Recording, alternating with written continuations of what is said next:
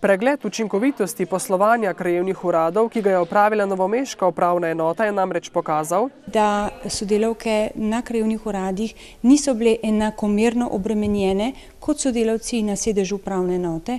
Poleg tega so bili stroški poslovanja, se pravi materialni stroški, visoki, saj smo na nekaterih krajevnih uradih plačevali najemnino in tudi vse obratovalne stroške. Tako so letos že ukinili krajevne urade v Mirni Peči, Hinjah in v Straži.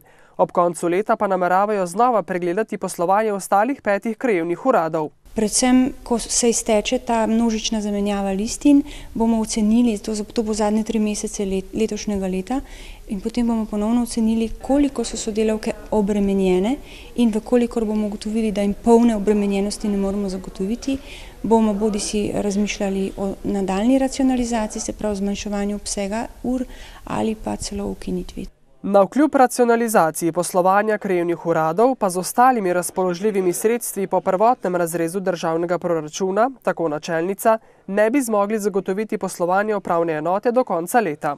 Se pa skrajno varčevalno obnašamo že več let in res pazimo na vsak evro dejansko, tako pri materialnih stroških, pri nadomestnih zaposlitvah, izobraževanje in v bistvu mislim, da res do skrajnih meja, nižje pač ne moramo iti. Ali bodo letos lahko pokrili vse stroške tekočega poslovanja, bo nenazadnje odvisno od sprejetega rebalansa proračuna in od zakona o uravnoteženju javnih financ.